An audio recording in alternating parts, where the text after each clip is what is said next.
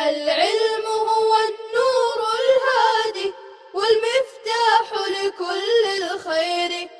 السلام عليكم ورحمة الله وبركاته. الحمد لله الذي هدانا لدين الإسلام وما كنا لنهتدي لولا أن هدانا الله. الحمد لله الذي أنزل على عبده الكتاب ولم يجعل له عوجا. الحمد لله نحمده ونستعينه ونستغفر ونعوذ بالله من شرور أنفسنا ومن سيئات أعمالنا. من يهده الله فلا مضل له ومن يضلله فلا هادي له. وأشهد أن لا إله إلا الله وحده لا شريك له وأشهد أن محمدًا عبده ورسوله. يا أيها الذين آمنوا اتقوا الله حق تقاته ولا تموتن إلا وأنتم مسلمون. يا أيها الناس اتقوا ربكم الذي خلقكم من نفس واحدة وخلق منها زوجها وبث منهما رجالا كثيرا ونساء واتقوا الله الذي تساءلون به والأرحام إن الله كان عليكم رقيبا. يا أيها الذين آمنوا اتقوا الله وقولوا قولا سديدا يصلح لكم أعمالكم ويغفر لكم ذنوبكم ومن يطع الله ورسوله فقد فاز فوزا عظيما. أما بعد فإن خير الحديث كتاب الله وخير الهدي هدي محمد صلى الله عليه وسلم وشر الأمور محدثاتها وكل محدثة بدعة وكل بدعة ضلالة وكل ضلالة في النار. أعوذ بالله السميع العليم من الشيطان الرجيم. والسابقون الأولون من المهاجرين والأنصار والذين اتبعوهم بإحسان رضي الله عنهم ورضوا عنه وأعد لهم جنات تجري تحتها الأنهار خالدين فيها أبدا ذلك الفوز العظيم.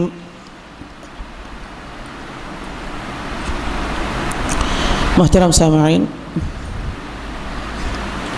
اللہ رب العالمین کا بہت بڑا احسان ہے کہ اللہ نے ہمیں دین اسلام جیسی نعمت سے نوازا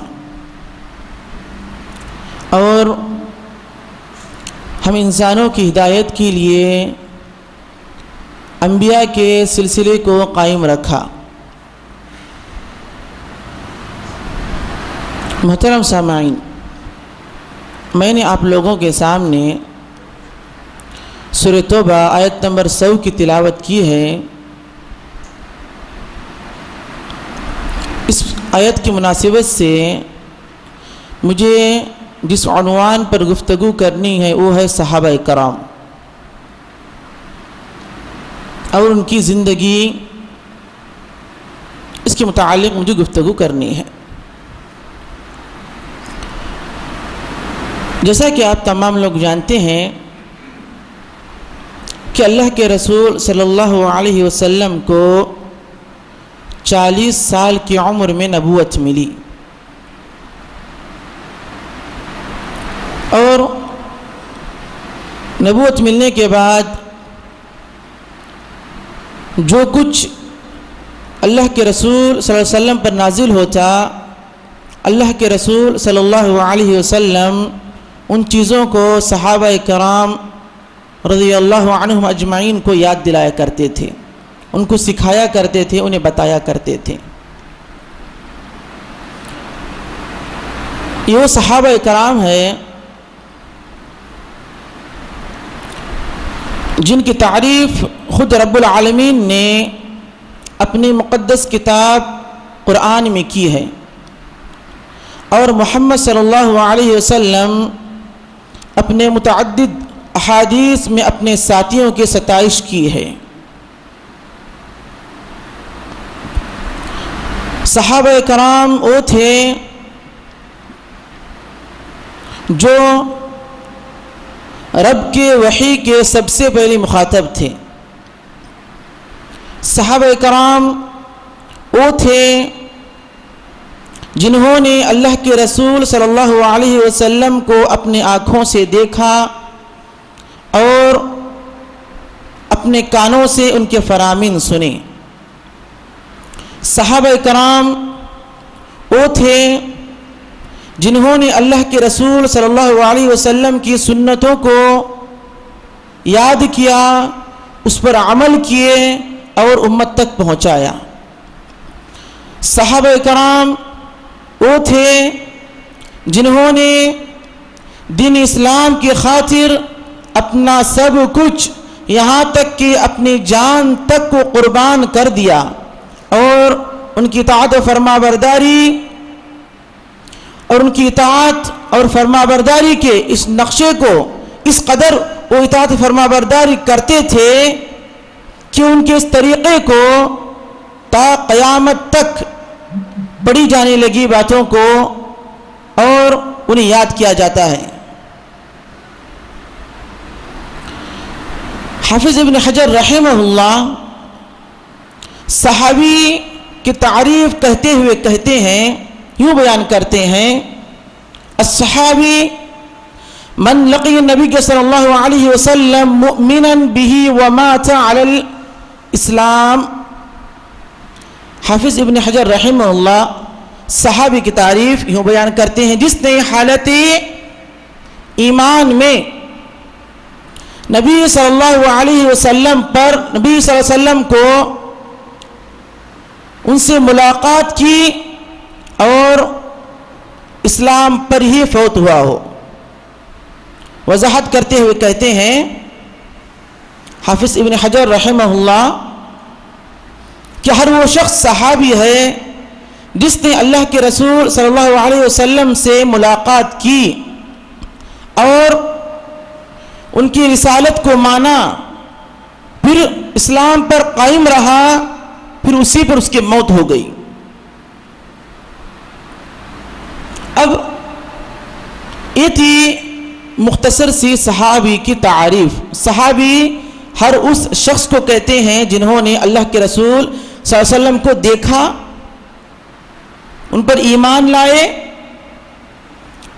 جب تک موت نہیں آئی اس وقت تک وہ اسلام پر قائم تھے اور حالت اسلام پر ہی ان کی موت ہوئی۔ آپ لوگوں کے سامنے سورہ توبہ کی آیت نمبر 100 بیان کی گئی، تلاوت کی گئی۔ اس آیت کریمہ میں اللہ رب العالمین نے 3 باتوں کی طرف اشارہ کیا ہے۔ اب سوچیں، تھوڑا غور کریں، وہ صحابہ کرام کیسے تھے جن کے بارے میں اللہ رب العالمین نے قرآن میں بیان کیا، جن کے بارے میں پہلے نبی صلی اللہ علیہ وسلم نے بہت سارے احادیث بیان کیے ہیں، ان کے فضائل میں، ان کی فضیلت میں، ان کی اہمیت میں، ان کے مقام و مرتبے پر۔ وہ کیا ان کی زندگی تھی، ان کا کیا طریقہ تھا کہ اللہ رب العالمین نے واضح طور پر اس بات کا اعلان کر دیا کہ رضی اللہ عنہم ورضوا عنہ۔ وہ کیا طریقہ تھا؟ اللہ رب العالمین نے کیا کہا؟ والسابقون الاولون من المہاجرین والانصار والذین اتبعوهم باحسان رضی اللہ عنہم ورضوا عنہ۔ اللہ نے کہا سب سے پہلے سبقت کرنے والے مہاجرین اور انصار میں سے، اور وہ لوگ جنہوں نے ان کی اتباع کی احسان کے ساتھ، اچھے طریقے سے، اللہ ان سے راضی ہو، وہ اللہ سے راضی ہوئے. اللہ ان سے راضی ہوا اور اللہ ان سے راضی ہوا اور وہ اللہ سے راضی ہوئے. اور ان کے لیے وَأَعَدَّ لَهُمْ جَنَّاتٍ تَجْرِي تَحْتَهَا الْأَنْهَارُ خَالِدِينَ فِيهَا أَبَدًا ذَلِكَ الْفَوْزُ الْعَظِيمُ. ان لوگوں کے لیے ایسی جنتیں ہیں جس کے نیچے نہریں جاری ہیں اور ہمیشہ ہمیشہ وہ رہیں گے اس میں، اور یہ بڑی کامیابی ہے. اس آیت کریمہ میں اللہ رب العالمین نے 3 باتوں کا ذکر کیا ہے، 3 لوگوں کے بارے میں بیان کیا ہے، اور اس کا بدلہ تمام چیزیں اللہ رب العالمین نے بیان کیا. اللہ نے سب سے پہلے کہا مہاجرین. مہاجرین کون ہیں؟ جنہوں نے دین اسلام کے خاطر اپنے وطن کو چھوڑ کر مدینہ کی طرف ہجرت کیے، ان کو مہاجرین کہتے ہیں. انصار کون؟ جنہوں نے جو صحابہ کرام ہجرت کر کے مدینہ کی طرف آئے اور اللہ کے رسول صلی اللہ علیہ وسلم کی مدد کیے. انصار وہ جنہوں نے اللہ کے رسول صلی اللہ علیہ وسلم کی مدد کی اور جو ہجرت کر کے جو صحابہ کرام ہیں ان کی مدد کیے اپنے مال کے ساتھ، اپنے طاقت کے ساتھ. وہ انصار لوگ مدینہ کے رہنے والے. مہاجرین جو مکے سے ہجرت کر کے مدینہ کی طرف آئے ہیں. اور تیسرے وہ لوگ جنہوں نے ان دونوں کی پیروی کی، اتباع کی. کس چیز میں اتباع؟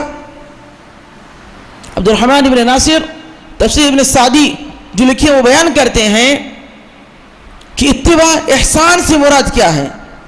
بے احسان جو لفظ بیان کیا گیا اس سے مراد والذین اتبعوہم بإحسان، اس سے مراد یہ ہے کہ ان کے عقیدے میں، صحابہ کرام کے عقیدے میں ان کی پیروی کی جائے، اور عبادات میں، تمام دین کی نیک معاملات میں صحابہ کی اتباع کرنا.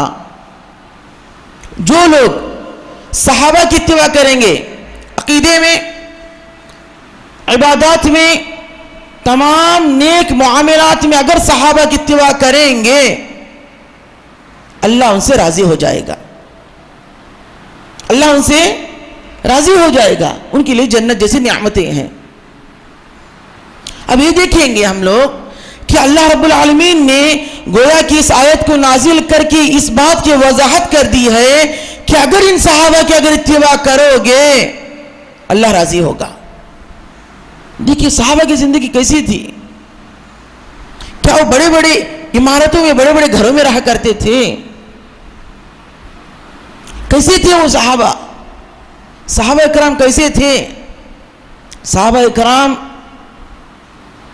نعلین پہننے والے، چپل پہننے والے، چپل کے ساتھ چپل پہن کر گھومنے والے.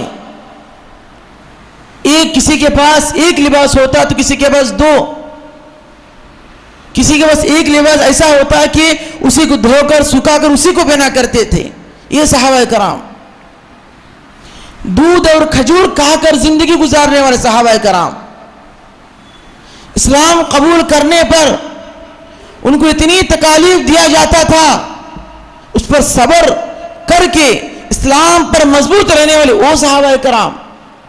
یہ کیسے صحابہ کرام تھے؟ ان کی زندگی کیسے ہوا کرتی تھی؟ آج دین اسلام پر جو چل رہے ہیں، جو اپنے آپ کو مسلمان کہتے ہیں، آج ان لوگوں کو تکلیف محسوس ہوتی ہے کہ اسلام قبول کرنے کی وجہ سے انہیں تکلیف دیا جا رہا ہے. بات سمجھ میں آ رہی ہے؟ آج جو لوگ اسلام کو ماننے والے ہیں آج انہیں تکلیف دیا جا رہا ہے. جیسا کہ آپ لوگ جانتے ہیں مسجدوں کو جلایا جا رہا ہے، اسی طرح انہیں کسی کو مارا جا رہا ہے، کسی کو قتل کیا جا رہا ہے. تو یہ کی چیز نئی چیز ہے کیا؟ آج جس طرح مسلمانوں کو تکلیف دی جا رہی ہے کیا یہ آج ہی تکلیف مل رہی ہے؟ اس سے پہلے بھی ہوئی ہے کہ صحابہ کرام کے مقابلے میں یہ بھی اس کو تکلیف کہتے ہیں کہ اس کو ظلم کہا جاتا ہے.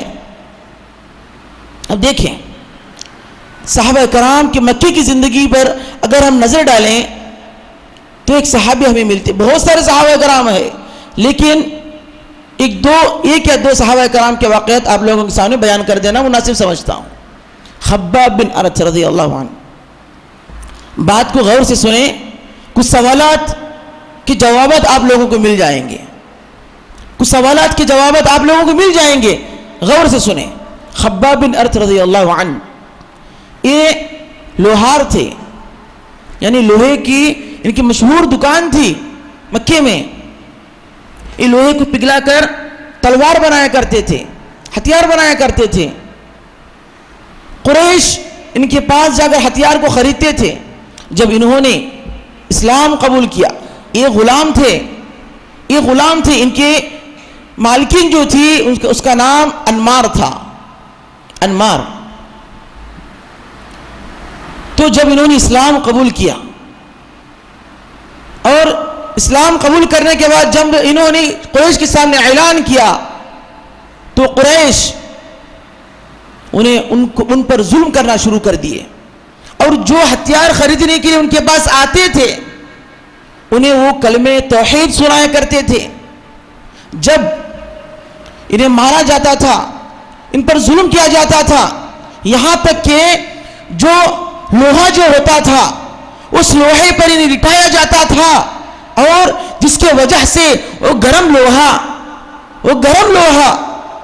اس لوہے پر انہیں لٹایا جاتا تھا، اور جب انہیں لٹایا جاتا تھا ان کی چربی پگھل کر اس لوہے کو ٹھنڈا کر دیتی تھی۔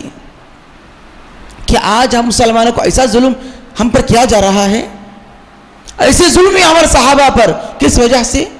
اسلام کو قبول کرنے کی وجہ سے۔ اور بسا اوقات اللہ کے رسول صلی اللہ علیہ وسلم ان کے پاس جایا کرتے تھے، جا کر انہیں نصیحت کیا کرتے تھے، ان کا حوصلہ افزائی کیا کرتے تھے۔ اور اس وقت جب ان کی مالک انمار کو جب معلوم ہوا کہ خباب بن ارت جو کہ ان کا غلام تھا انمار کا، جب خباب بن ارت کے بارے میں جب اس کی مالکہ کو معلوم ہوا کہ خباب بن ارت رضی اللہ عنہ اسلام قبول کیے ہیں، تو اللہ اکبر، اس وقت اللہ کے رسول صلی اللہ علیہ وسلم دعا کرتے ہیں، اللہم انصر خبابا، اللہم انصر خبابا، اللہم انصر خبابا۔ اے اللہ خباب کی نصرت فرما، اے اللہ خباب کی مدد کر، اے اللہ خباب کی نصرت فرما، مدد کر۔ جب خباب بن ارت رضی اللہ عنہ کے مالکہ کو جب معلوم ہوا کہ خباب جو کہ ان کا غلام تھا اس نے اسلام قبول کیا ہے، تو ان پر بہت زیادہ ظلم کیے۔ لوہے کے جو ہتھیار بنتے تھے وہ لے کر ان کے سروں پر مارا کرتی تھی وہ عورت۔ اور عاص بن وائل ایک شخص تھا جو خباب بن ارت رضی اللہ عنہ کو رقم دینا تھا، اس کو وہ قرض تھا اس پر کہ وہ ہتھیار لیا تھا لیکن رقم نہیں دیا تھا۔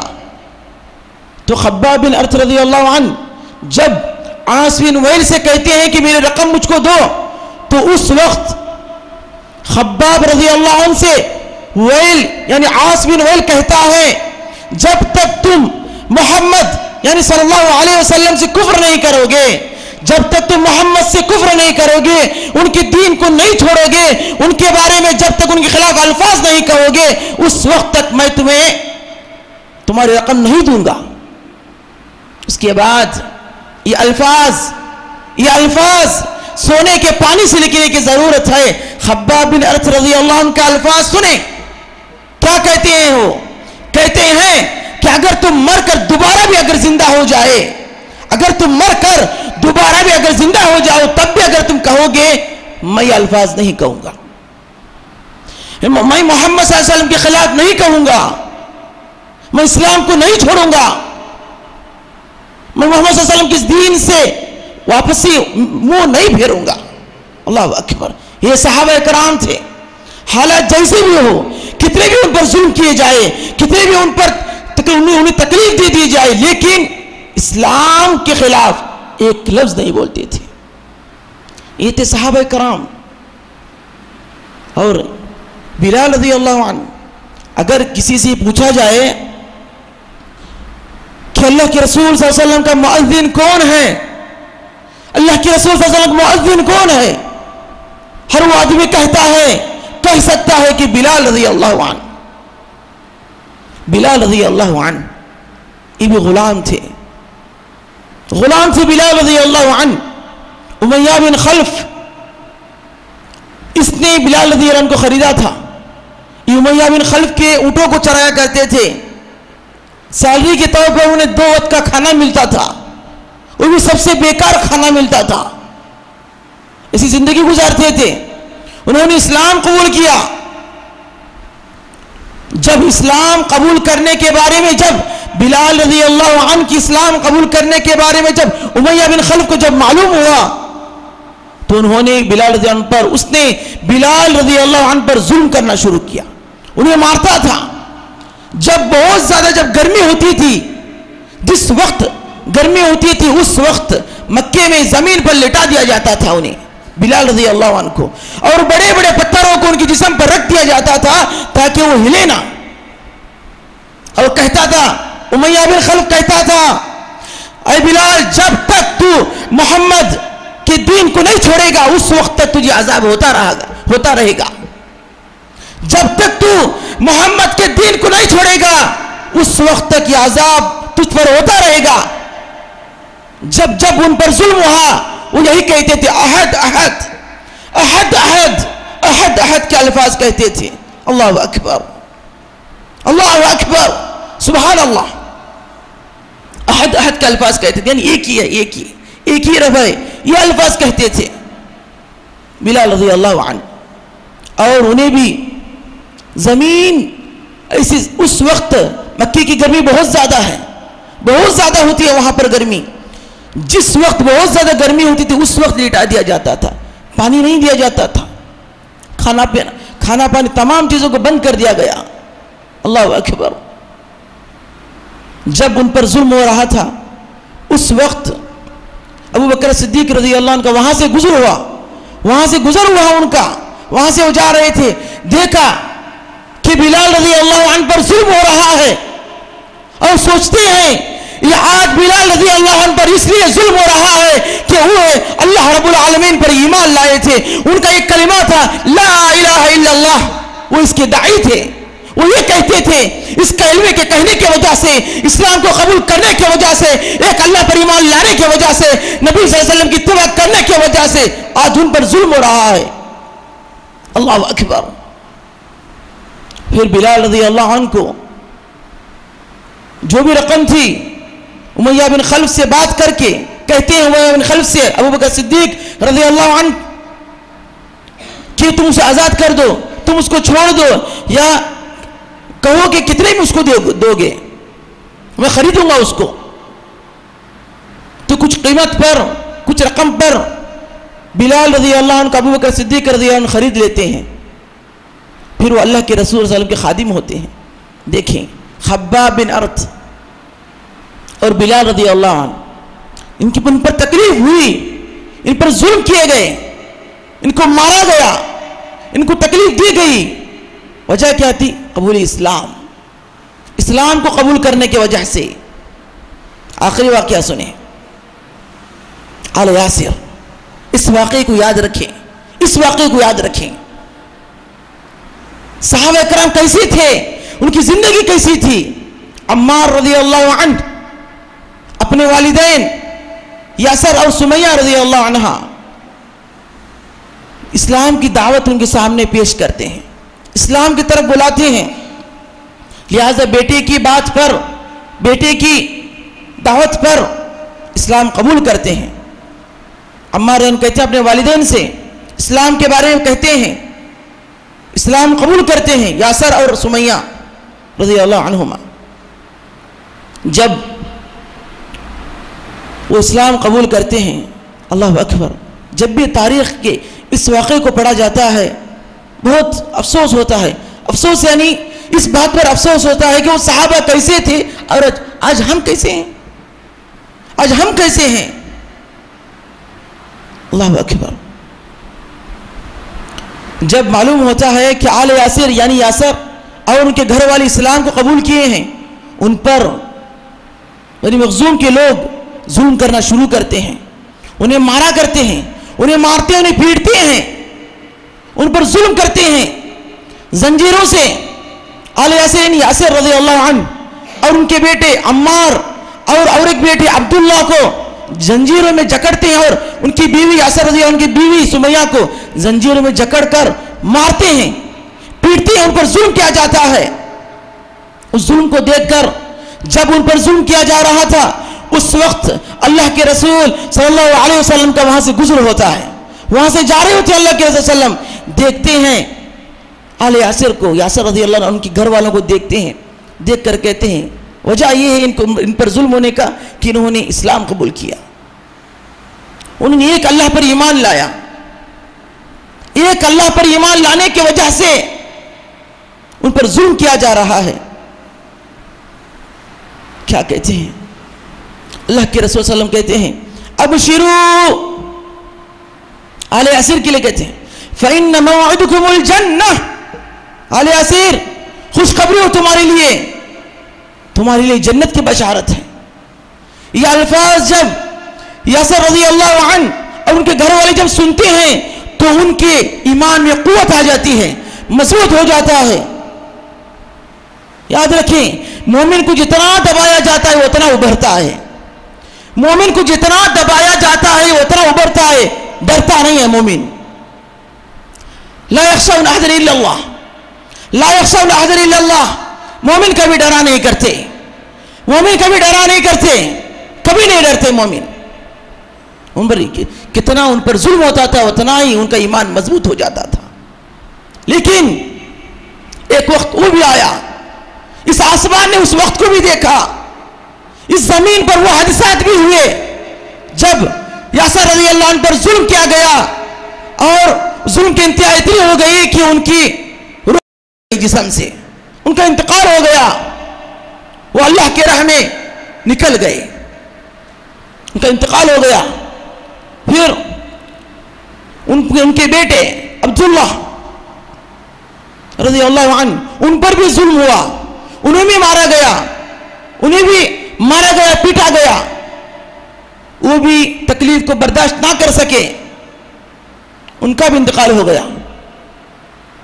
عمار رضی اللہ عنہ، ان کے سامنے ایک صحابی رسول عمار رضی اللہ عنہ کے سامنے ان کے والد کو مارا جا رہا ہے، ان کی ماں کو مارا جا رہا ہے، ان کے بھائی کو مارا جا رہا ہے، اور خود کو بھی مارا جا رہا ہے، لیکن ان کے سامنے مارنے کی وجہ سے، ظلم کی وجہ سے ان کے والد کا انتقال ہو گیا، ان کے بھائی کا انتقال ہو گیا، اور ان کی ماں سمیہ رضی اللہ عنہا ابو جہل کی لونڈی تھی۔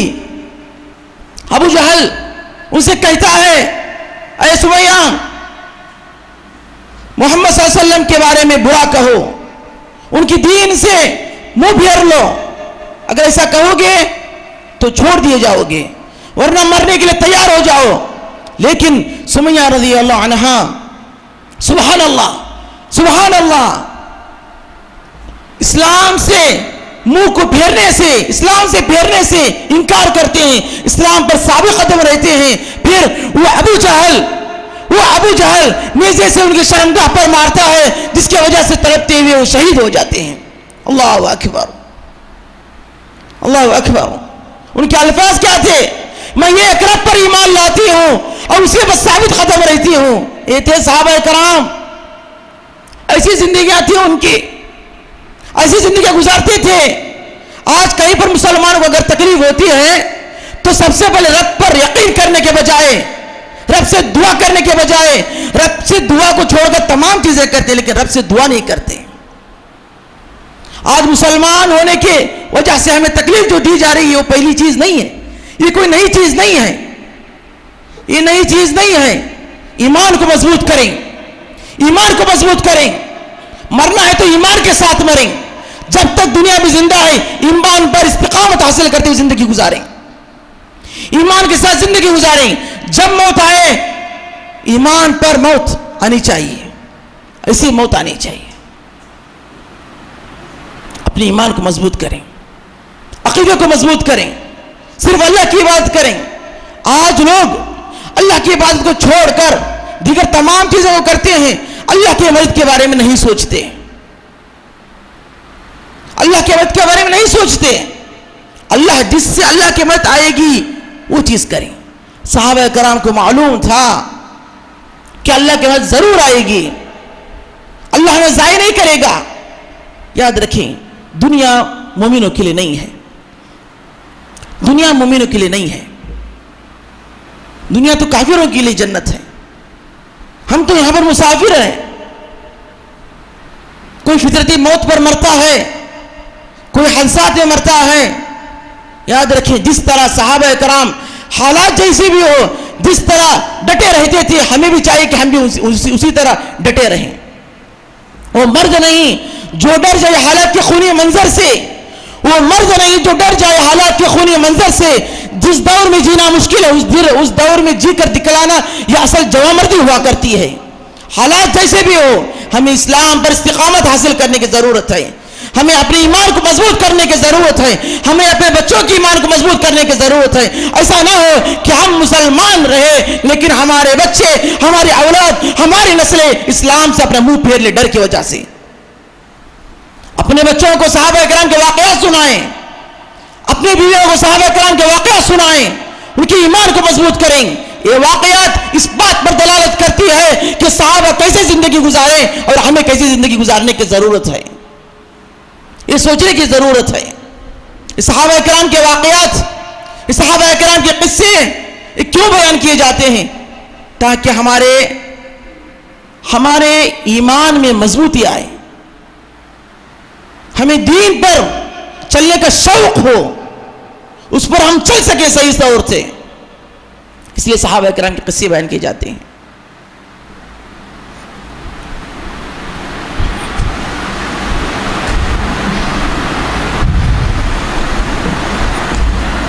الحمدللہ، محترم سامعین کرام، آپ لوگوں کے سامنے صحابہ کرام رضی اللہ عنہم اجمعین کی مکے کی زندگی بیان کی گئی مختصر طور پر۔ جب انہوں نے دین اسلام کو جب انہوں نے قبول کیا تو ان پر ظلم کیا گیا، ستایا گیا، مارا گیا۔ بہت سے صحابہ کرام اپنے جانوں کو قربان کر کے اللہ سے جا ملے۔ اس واقعات کو یاد رکھتے ہوئے ہمیں زندگی گزارنے کی ضرورت ہے کہ ہم حالات جیسے بھی ہو اپنی ایمان کو مضبوط کریں، اس پر ثابت قدم رہیں، اسلام پر ثابت قدم رہیں اور قرآن کی تلاوت کرتے رہیں، صحابہ کرام کے واقعات کو سنتے رہیں، پڑھتے رہیں، تاکہ حالات جس طرح مسلمانوں پر ہو رہے ہیں اس کی وجہ سے ہم اپنے نعوذ باللہ اپنے دین کو نہ چھوڑ دیں، دین کو نہ ترک کر دیں، اسلام پر ثابت قدم رہیں، اسلام کے بارے میں علم حاصل کرتے رہیں۔ ہمیشہ یاد رکھیں، جب بھی آپ پر اگر ظلم ہو یا آپ کے پڑوس میں اگر ظلم ہو، کسی پر بھی اگر ظلم ہو، تو یہ چیز یاد رکھیں کہ اسلام قبول کرنے کی وجہ سے ان پر ظلم ہو رہا ہے۔ یہ ظلم پہلے بھی ہوا تھا، جب اسلام صحابہ کرام کے زمانے میں بھی ظلم ہوا کرتا تھا، اللہ کے رسول کے زمانے میں بھی ظلم ہوا تھا، ہر زمانے میں ظلم ہوا کرتے ہیں، مسلمانوں پر ظلم ہوا کرتے ہیں۔ اب یہ سوچیں کہ صحابہ کرام کیسے تھے اور آج ہم کیسے ہیں۔ جب بھی کوئی حادثہ ان کے ساتھ ہوتا وہ رب کے سامنے ہاتھ اٹھایا کرتے تھے، جب بھی کوئی مصیبت ان پر آتی وہ رب کے سامنے ہاتھ اٹھایا کرتے تھے، جب بھی کسی مصیبت میں پھنس جایا کرتے تھے وہ رب کے سامنے ہاتھ اٹھاتے، جب بھی ان پر ظلم کیا جاتا تو رب کے سامنے ہاتھ اٹھایا کرتے تھے۔ ہمیشہ اسباب مہیا نہیں ہوتے ہیں، ہمیشہ اسباب مہیا نہیں ہوتے ہیں، اسی لیے جتنے بھی اسباب کو اختیار کرنا ہے رب کو راضی کر کے کریں، رب کو راضی کر کے کریں. آج ہو یا 10 سال کے بعد ہو یا 20 سال کے بعد ہو یا 30 سال کے بعد ہو, ہمیں ایک دن ضرور مرنا ہے. فطرتی موت ہو یا کسی کی مارنے سے مرنا ہو, جو کچھ بھی انسانی سے حادثات ہوتے ہیں وہ رب کے مرضی سے ہوتے ہیں. اگر ہمارے تقدیر میں اگر یہ لکھا ہوا ہے کہ فلاں کے مارنے کی وجہ سے اس کی موت ہوگی تو ویسی حالت ہوگی, ظلم کرنے کی وجہ سے اس کی موت ہوگی ویسی ہی موت ہوگی. ہمارے تقدیر میں جس طریقے سے بھی ہمارے موت کو لکھا گیا ہے, جس وقت ہماری موت آنی ہے, جس حال میں ہماری موت آنی ہے, 1 منٹ پہلے یا 1 منٹ تاخیر نہیں ہو سکتی. 1 منٹ پہلے یا 1 منٹ تاخیر اس میں نہیں ہو سکتی. اس چیز کو اپنے ذہن میں دفن کر لیں, اس چیز کو اپنے ذہن میں دفن کر لیں, مدفون کر لیں. حالات جیسے بھی ہو, اسلام کی رسی کو, توحید کی رسی کو مضبوطی کے ساتھ پکڑے رہیں اور اللہ کے مدد حاصل کرنے کے جتنے بھی راستے ہیں اس کو اختیار کرنے کی کوشش کریں. میں آپ لوگوں کے سامنے مکی کی زندگی, مدینے کی زندگی, یہ کچھ صحابہ کرام کے واقعات بیان کرنے کے لیے کھڑا ہوا تھا, لیکن وقت اتنا نہیں تھا کہ میں بیان کر سکوں. انشاءاللہ نیکسٹ جمعہ جب میرا خطبہ آئے گا انشاءاللہ اس میں مکے کی زندگی کے بعد جو مدینے کی جو زندگی تھی, صحابہ کرام مدینے میں کس طرح رہا کرتے تھے, انصار کس طرح رہا کرتے تھے, وہ کیا صحابہ کرام کے کام تھے کہ اللہ ان سے راضی ہو گیا. اللہ نے ان سے راضی ہونے کی قرآن میں اعلان کر دیا. اس کے بارے میں انشاءاللہ گفتگو کریں گے. آخر میں اللہ رب العالمین سے دعا ہے کہ اللہ تعالی ہم تمام مسلمانوں کو کہیں باتوں پر عمل کرنے کی توفیق دے اور اپنی ایمان کو مضبوط کرنے کی توفیق دے, اور جب تک ہمارے جسم میں روح ہے اسلام پر استقامت حاصل کرنے کی توفیق دے, توحید کے پرچم کو اپنے ہاتھوں میں لینے کی توفیق دے, ہر وقت ہر دن اللہ کی بات کرنے کی اللہ ہمیں توفیق دے.